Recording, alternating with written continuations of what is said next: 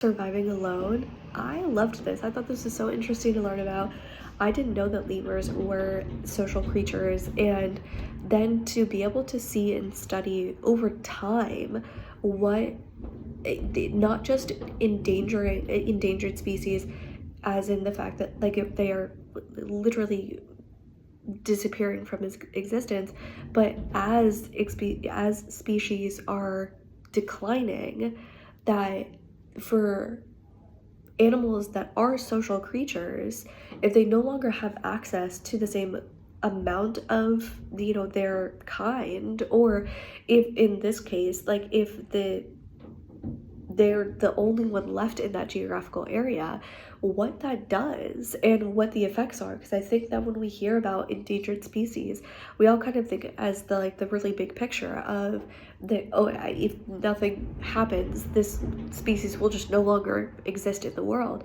But as the decline is happening, there are other factors that are going into this, especially if you're talking about social creatures, which a lot of animals are pack social creatures. It's a very, very, very common thread you see throughout many different types of species. And so getting to see this and the getting to see kind of updates and how this lemur dealt with it, and how the behavior changed, and how the kind of effects that type of isolation and probably depression kind of go into it, I thought was so interesting to learn about.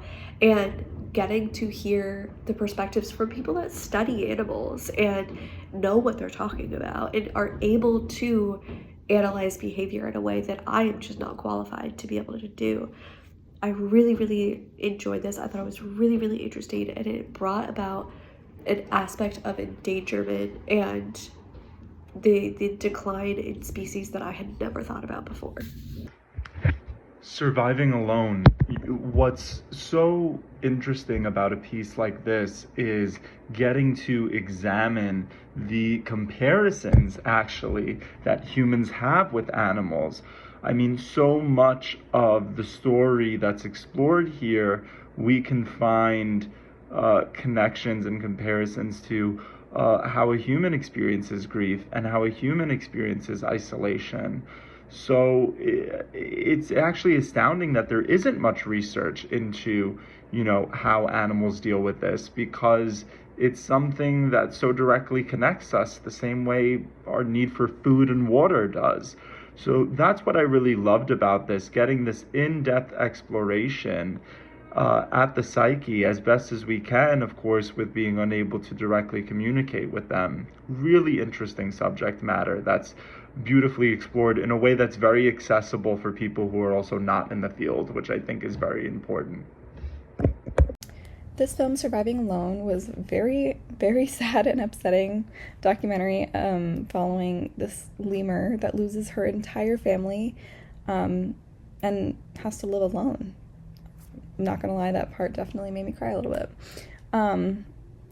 And she finds another family, but for unknown reasons, possibly because she can't make a child, being all alone of her own kind, or accidental, it's not really known. She kills the baby of this other family and is once again alone.